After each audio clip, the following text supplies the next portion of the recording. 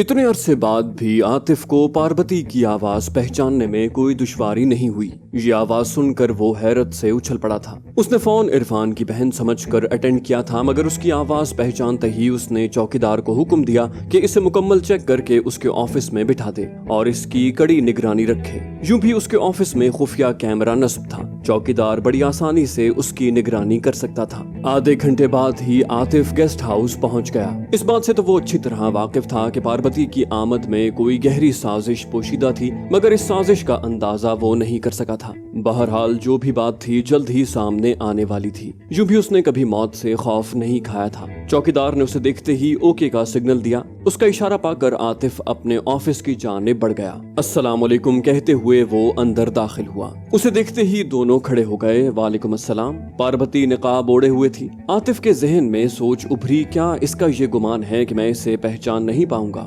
आतिफ के अंदर आते ही पार्वती तनवीर से बोली, तनवीर तुम बाहर जाकर बैठो, और वो सर हिलाता हुआ बाहर चल दिया। आतिफ ने सोफे की जानिब इशारा किया, प्लीज बैठो। शुक्रिया कहकर वो बैठ गई। बोली, आपने शायद मुझे नहीं पहचाना। आतिफ बोला, मैंने तुम्हें फोन पर ही पहचान लिया था मिस पार्वती, लेकिन मेरा ख्याल है कि तुम मुझे कोई चक्कर देने का मंसूबा सोच के आई हो, इसलिए तुम्हारी बातचीत का मुंतजिर हूँ। वो बोली, आपका नाम पूछने की जसारत कर सकती हूँ। वो बोला, आतिफ। उसे सोच में डूबा देखकर वो जल्दी से बोली, क्या मैं आपको आतिफ भाई कह सकती हूँ? अल्हम्दुलिल्लाह मैंने इस्लाम कबूल कर लिया है। आतिफ ने कहा, नबी पाक सल्लल्लाहु अलैहि वसल्लम की हदीस का मफहूम है कि तमाम मुसलमान भाई भाई हैं। इस निस्बत से आपको मुझसे पूछने की जरूरत नहीं। वो बोली, शुक्रिया आतिफ भाई। मेरी आमद लाजमन आपके लिए अचंभे का बायस होगी, लेकिन इस आमद का मकसद आप पे तभी वाज़े होगा जब आप मेरी पूरी कहानी सुनेंगे। वो इत्मीनान से बोला, सुनाएं। चंद लम्हे सोचने के बाद उसने अपनी रुएदाद सुनानी शुरू की। वहाँ से जब उसने आखिरी मर्तबा पाशा से बातचीत की थी और इस्लाम कबूल करने के बाद कराची वापसी तक सब कुछ मिन्नोअन आतिफ के सामने दोहरा दिया। आतिफ ने पूछा, साल होने वाला है कि तुम लापता हो और तुम्हें ढूंढने की सरगर्मियां कब की मांद पड़ चुकी हैं। फिर तुमने यहाँ आकर मुसीबत मोल लेने की कोशिश क्यों की? वो बोली, मेरा ज़मीर मुतमईन नहीं था और मैं नई जिंदगी शुरू करने से पहले माजी के सारे गुनाहों का कानूनी कफ़ारा चाहती थी, वरना ये भी मुमकिन था कि कभी मेरा भांडा फूट जाता और मैं कहीं की न रहती। आतिफ ने कहा, अच्छा ये बताओ कि तुमने इंडिया वापस जाने की कोशिश क्यों नहीं की? ये तनवीर से मोहब्बत और इस्लाम लाना ये तो अभी 2-2.5 हफ्तों में वकूअ पजीर हुआ है। वो बोली, इंडिया जाने का मतलब था उसी पुराने धंधे की तरफ दोबारा लौटना,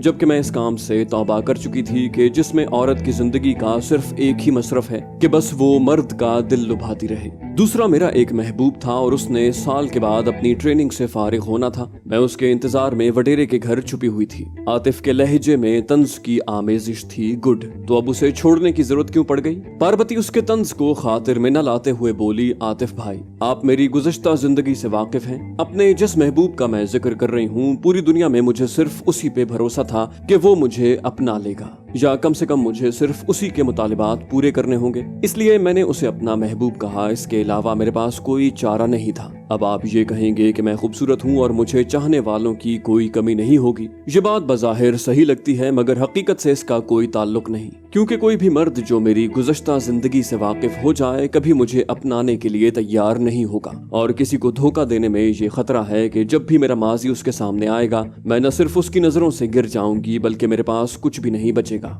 आतिफ ने कहा, हालिया महबूब पे भी तो ये कुलिया लागू होता है। पार्वती बोली, इसने जाने मुझ में क्या देखा है कि मुझे अपनाने के लिए तैयार हो गया है। हालांकि मैंने इसे वाज़े तौर पर बता दिया है कि मैं बेवा हूँ और मेरा माजी भी कुछ बेहतर नहीं गुजरा, मगर ये न माना और जब नौबत खुदकुशी तक पहुंची तो मजबूरन मुझे शादी की हामी भरनी पड़ी। लेकिन इससे पहले मैंने मुनासिब समझा कि अपने माजी के इस बाब को भी बंद कर दूं। अभी तक मैंने इसे अपने जासूस होने के मुताल्लिक नहीं बताया। अब अगर आपने मेरी बात का यकीन करते हुए मेरी जान बख्शी कर दी तो एक मर्तबा फिर इसे सारी तफसील से आगाह करूंगी। इसके बावजूद ये शादी के लिए बजिद रहा तो मेरी खुशकिस्मती, वरना मेरे अल्लाह की जमीन बहुत बड़ी है। आतिफ बोला, अल्लाह की जमीन तो पहले भी बहुत वसी थी। वो बोली, हाँ, लेकिन उस वक्त मैंने अपने अल्लाह को नहीं पहचाना था। आतिफ बोला, पार्वती मुझे तुम्हारी बात पे यकीन आ गया है और मेरी तरफ से तुम आजाद हो। पार्वती बोली, सच आतिफ भाई? खुशी से उसकी आंखों में आंसू आ गए थे। आतिफ बोला, बिल्कुल सच।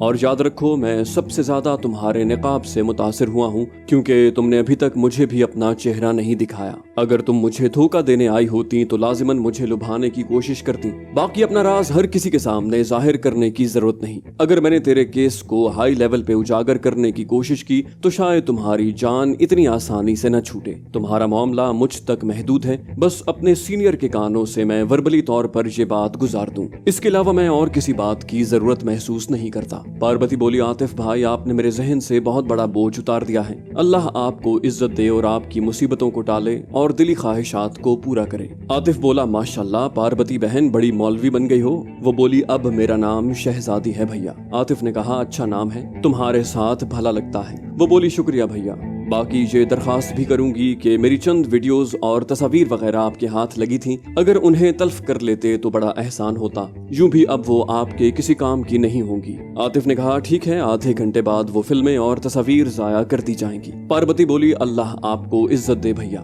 شہزادی کے دل کی گہرائیوں سے دعا نکلی جسے عاطف محسوس کیے بغیر نہ رہ سکا۔ بولی آخر میں بطور مسلمان یہ ضرور سمجھتی ہوں کہ ایک اہم اطلاع آپ تک پہنچا دوں۔ یہ کہہ کر اس نے اسماعیل شاہ کی ساری کہانی عاطف کو سنا دی۔ عاطف خاموشی سے ساری تفصیل سنتا رہا۔ وہ بات سمیٹتے ہوئے بولی بھیا میری استدعا یہی ہے کہ انہیں جب گرفتار کر لیا جائے تو اسماعیل شاہ کے بارے میں سنجیدگی سے غور کرنا، وہ بہت مظلوم ہے، اور یہ بھی بتاتی جاؤں کہ وہی میرا محبوب ہے جس کا مجھے انتظار تھا۔ عاطف نے پوچھا آپ کو تاریخ کنفرم ہے نا کہ اگلے ہفتے ہی ان کی ٹریننگ کا اختتام ہونے والا ہے؟ وہ بولی 100% کنفرم ہے، اور جہاں تک میرا اندازہ ہے یہ سارے اکٹھے ہی اسمگلروں کے روپ میں پاکستان بھیجے جائیں گے۔ اطراف کے سرحدی محافظوں سے پہلے سے ڈیل ہو جاتی ہے، اور جو سرحد استعمال کی جاتی ہے اس بارے میں پہلے وضاحت کر چکی ہوں۔ عاطف نے اس سے چند مزید سوال پوچھے جن کے اس نے تسلی بخش جواب دیے۔ پھر عاطف بولا آپ کا بہت شکریہ شہزادی بہن، اب میرا خیال ہے گفتگو کو سمیٹتے ہوئے چائے پی جائے، کیونکہ تمہارے ملک سے آئے ہوئے تمام لوگوں کو چائے پلانا ہمارا فرض ہے۔ وہ بولی ہاں بھیا چائے تو میں آپ سے ضرور پیوں گی۔ عاطف نے بیل بجائی تو وہی چوکیدار اندر داخل ہوا۔ جی سر۔ عاطف بولا چائے لے آؤ اور ساتھ کچھ کھانے کو بھی۔ چوکیدار ایک مرتبہ پھر جی سر کہتے ہوئے باہر نکل گیا۔ چائے آنے تک وہ ہلکی پھلکی گفتگو کرتے رہے۔ جیسے ہی چوکیدار چائے کے لوازمات کے ساتھ اندر داخل ہوا، شہزادی کو تنویر کا خیال آیا۔ اپنی آزادی کی خوشی میں وہ اسے بھولی ہوئی تھی۔ وہ چوکیدار سے بولی بھائی ویٹنگ روم میں میرا شوہر بیٹھا ہے، اسے بھی اندر بھیج دو۔ چوکیدار سر ہلاتا ہوا باہر نکل گیا اور چند لمحوں بعد اندر آ کر بولا وہ کہہ رہا ہے کہ میں نے چائے نہیں پینی اور وہ گاڑی میں آپ کا منتظر ہے۔ یہ کہہ کر چوکیدار تو باہر نکل گیا، مگر شہزادی کے دماغ کو سوچوں کی آماج گاہ بنا گیا۔ اس کے ذہن میں آیا ابھی سے تنویر، ابھی تو نئی زندگی کی شروعات نہیں ہوئی اور تم نے اپنا آپ ظاہر کر دیا ہے، تم تو جانے کیا کیا دعوے کرتے رہے ہو۔ بہرحال اللہ کا شکر ہے کہ تم پہلے ہی کھل کر سامنے آ گئے، شادی کے بعد شاید میں پھنس جاتی۔ اسے تنویر کا انکار بہت زیادہ کھل رہا تھا۔ اسے سوچوں میں گم دیکھ کر عاطف مستفسر ہوا خیر تو ہے شہزادی بہن؟ وہ چونکتے ہوئے بولی کچھ نہیں عاطف بھیا۔ عاطف نے اس کی سوچیں پڑھ لی تھیں، بولا اس معاملے میں مرد کا دل بہت حاسد ہوتا ہے بہن۔ وہ بولی اب میں اجازت چاہوں گی بھیا۔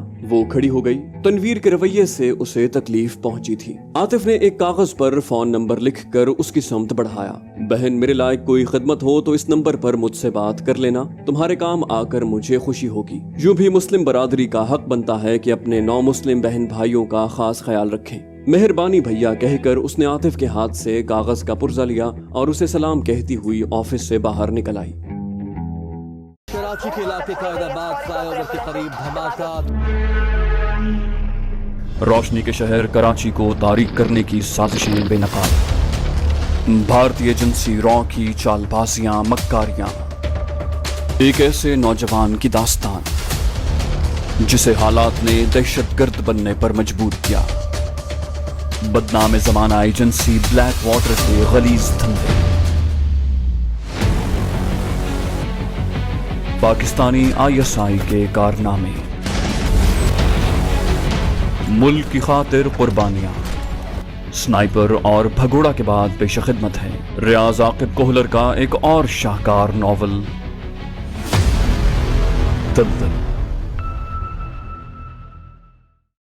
عاطف جیسے خوبرو جوان کو دیکھتے ہی تنویر کو شہزادی کے مسئلے کی بابت اندازہ ہو گیا تھا۔ اس نے سوچا شاید یہ تجدید وفا کے لیے آئی ہے، اگر اس کے محبوب نے اسے قبول کر لیا تو یہ ہمیشہ کے لیے میرا گھر چھوڑ دے گی، اللہ کرے ان کی صلح نہ ہو پائے۔ اس نے دل گرفتگی سے دعا مانگی، जितनी देर पार्वती अंदर रही उसका दिल हौलता रहा और फिर उसने बेल बजने की आवाज सुनी। चौकीदार दफ्तर में जाकर बाहर निकला। थोड़ी देर बाद जब उसने उसे चाय के लवाजमात के साथ दोबारा अंदर जाते देखा तो उसे यकीन हो गया कि शहजादी की अपने महबूब से सुलह हो गई है। उसी वक्त उसे चौकीदार अपनी तरफ आता दिखाई दिया। सर, आपको अंदर चाय के लिए बुला रहे हैं। उसने सोचा अब शायद मुझे अपना फैसला सुनाने के लिए बुलाया जा रहा है, लेकिन मुझसे तो बर्दाश्त नहीं होगा। मैं तो वहीं रो पड़ूंगा। बेहतर यही है कि मैं अंदर न जाऊं। चुनाचे वो चौकीदार से बोला, मैंने चाय नहीं पीनी, बता दो कि मैं गाड़ी में मुंतजिर हूँ। वो कार में आकर बैठ गया। उसे अपने मुकद्दर पर रोना आ रहा था। ये उसकी मजबूरियां थीं।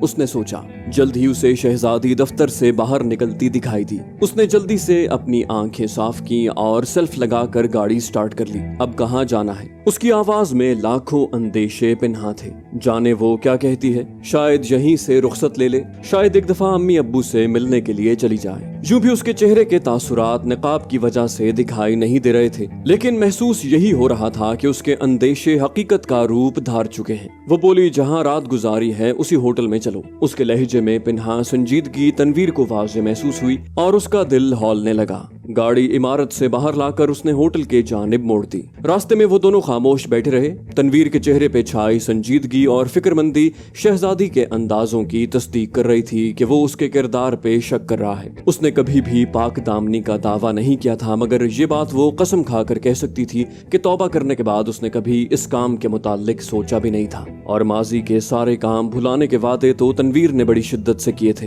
होटल के सामने गाड़ी रुकवा कर वो नीचे उतरी और उसकी जानिब देखे बगैर बोली, आंटी, अंकल और फातिमा को मेरा ढेरों सलाम कहना और मेरी तरफ से बहुत बहुत माजरत कर देना कि मैं उनसे आखिरी मुलाकात के लिए न आ सकी। अगर वो मुझसे मिलना चाहें तो मैं अगले चंद दिन इसी होटल में रहूंगी। खुदा हाफिज। वो एक लम्हा रुकी रही कि शायद तनवीर उससे वजाहत तलब करे और वो उसके रवैये पे उसे शर्मिंदा करे, मगर इतने बड़े दावे करने वाला खामोश तमाशाई बना देखता रहा। पार्वती ने सोचा, शायद कहने के लिए इसके पास कुछ नहीं। अगर मैं खुद इस मौजू को छेड़ दूं तो। एक जज्बा उसके अंदर जागा, मगर फिर उसकी अना आड़े आ गई। अपनी सफाई में कुछ कहना उसे अच्छा न लगा और वो होटल के अंदर चल दी। वो एक मर्तबा फिर हार गई थी। उसके जहन में किसी शायर का शेर गूंजा, मैं तो मक्तल में भी किस्मत का सिकंदर निकला, कुर्रा फाल मेरे नाम का अक्सर निकला।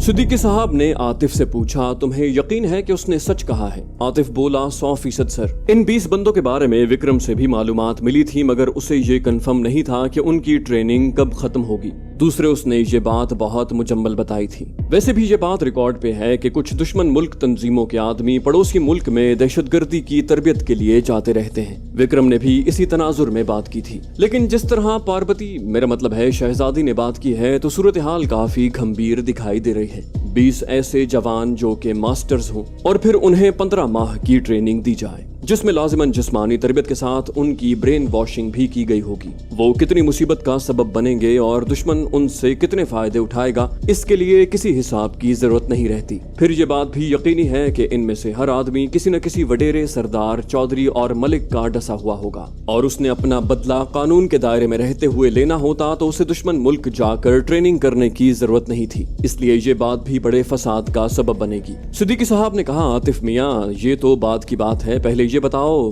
तुमने शहजादी पे इतना एतबार कैसे कर लिया? कहीं वो सिर्फ ब्लैक मेलिंग का मवाद तलफ करवाने न आई हो? आतिफ ने कहा, सर, किसी पे यकीन करना न करना ये इंसान के ऐसे एहसासात से ताल्लुक रखता है जिसे अल्फाज में बयान करना मुश्किल है। अलबत्ता मेरा ताल्लुक जिस शोबे से है उसकी ये मजबूरी है कि मैं हर किसी को शक की आंखों से देखूं और इसी निस्बत से शहजादी अब भी मेरे आदमियों की निगरानी में है। ये और बात है कि ये निगरानी सिर्फ अपने एतमाद को तकवियत देने के लिए करवाई जा रही है। बाकी वो मवाद यूं भी हमारे काम का नहीं था, उसे तल्फ करने में ही बेहतरी थी। सिद्दीकी साहब बोले, गुड, मुझे भी तुमसे यही उम्मीद थी, वरना हकीकत यही है कि उसकी कहानी में ना तो कोई झोल है और ना कोई साजिश की बू महसूस हो रही है। आतिफ ने कहा, फिर उसकी इत्तला पे क्या रद्द अमल होना चाहिए? सिद्दीकी साहब बोले, अगर हम इन अफराद को गिरफ्तार करने की कोशिश करें तो तमाम का गिरफ्तार होना थोड़ा मुश्किल लगता है और बिलफर्ज उन्हें गिरफ्तार कर लें तब भी उनकी दोबारा ब्रेन वॉशिंग के लिए बड़ा तवील अरसा दरकार होगा। आतिफ ने कहा, मेरे जहन में भी यही बात है। ट्रेनिंग ट्रेनिंग सेंटर की तरबियत और सिखलाई इतनी आसानी से उनके दिमाग से महव नहीं की जा सकती। दूसरे वो दहशतगर्द के साथ दहशतगर्द बनकर आ रहे हैं। जाने कितने मासूम नौजवानों को अपना हमनवा बना लेंगे, इसलिए उनके होने से उनका न होना बेहतर है। सिद्दीकी साहब बोले, बहुत बड़ा फैसला कर रहे हो। आतिफ बोला, करना पड़ता है सर, मुल्क की सलामती के लिए कुछ भी किया जा सकता है। ये तो दुनिया का उसूल है कि कुल के लिए जुज की कुर्बानी दे दो। हाथ के नासूर को पूरे जिस्म में फैलने से रोकने के लिए हाथ काट दो और बाकी जिस्म बचा लो। सिद्दीकी साहब बोले, इतने बड़े इकदाम की इजाजत देना मेरे बस से बाहर है। आतिफ ने कहा, बदर साहब से इजाजत ले लें। वो बोले, एक प्रॉब्लम फिर भी है। आतिफ ने पूछा, वो क्या? सिद्दीकी साहब बोले, अगर बदर साहब इजाजत दे दें तब भी इतनी बड़ी सरहद हमसे कैसे कवर होगी? आतिफ ने कहा, इसका हल मैंने सोचा हुआ है। सिद्दीकी साहब ने कहा, जरा मैं भी सुनूं। उनका लहजा इश्तियाक से पुर था। आतिफ ने कहा, सर हमें सिर्फ सहराई सरहद की निगरानी करनी पड़ेगी और इसमें भी चंद मकाम ऐसे हैं जहां से उनकी आमद मुतवक्के है। अब ये बात तो कन्फर्म है कि दोनों जानिब के सरहदी मुहाफिजों की मिली भगत से आमद और रफ्त का सिलसिला जारी रहता है और इसमें नीचे से लेके चौकी कमांडर तक की शमूलियत मुतवक्के है। अगर हम उन चौकियों के सीनियर्स की जगह अपने आदमी हफ्ते डेढ़ के लिए भेज दें और जैसे ही उनके आने की समत का तायुन हो हम वो साइड कवर कर लें। सिद्दीकी साहब बोले, जरूरी नहीं कि वो इकट्ठे आएं, वो थोड़े थोड़े आदमी भी भेज सकते हैं और फिर इक्का दुक्का आदमियों के आने से हमें ये कैसे पता चलेगा कि वो हमारे मतलूबा अफराद हैं, क्योंकि स्मगलरों की आमद और रफ्त तो मामूल का हिस्सा है। आतिफ ने कहा, ऐसी सूरत में हम आने वालों की निगरानी पे इक्तफा करेंगे, वो भी इसलिए कि तमाम की आमद के बाद उनके खिलाफ कार्रवाई की जाए। बाकी जहां तक हकीकी स्मगलरों का ताल्लुक है उनसे सरहदी मुहाफिज यूं भी वाकिफ होते हैं कि उनका आना जाना लगा रहता है। सिद्दीकी साहब बोले, आदमियों की कमी का सवाल हनूज हल तलब है। आतिफ ने कहा, सर हम बदर साहब की वसातत से किसी आर्मी की यूनिट से आर्जी तौर पर मदद तलब कर सकते हैं। सिद्दीकी साहब बोले, उन्हें कत्ल करने की तजवीज के अलावा बकिया तमाम तजावीज मुझे कबूल हैं। आतिफ ने कहा, ठीक है सर, उन्हें गिरफ्तार कर लेंगे, लेकिन ये फकत सरदर्दी ही है। सिद्दीकी साहब बोले, देखते हैं बदर साहब इस बारे में क्या कहते हैं। आतिफ ने कहा, ठीक है सर, आप बदर साहब से बात कर लें, फिर जो तय हो जाए बता दीजिएगा। वो बोले, दोनों चलते हैं ताकि जो बात हो सामने आ जाए। यूं भी मैं आपके नुक्ता नजर की वजाहत नहीं कर सकूंगा। आतिफ ने कहा, सर काइंडली बदर साहब से शहजादी का जिक्र करने की जरूरत नहीं। सिद्दीकी साहब बोले, जानता हूँ, और ये कहकर उन्होंने कुर्सी छोड़ दी। थोड़ी देर बाद वो बदर साहब के ऑफिस की तरफ रवाना थे। जाने से पहले इस वीडियो को लाइक कर दीजिए। इंशाल्लाह आपसे अगली किस्त में मुलाकात होगी। तब तक अपना और अपने इस चैनल का ख्याल रखिएगा। अल्लाह हाफिज।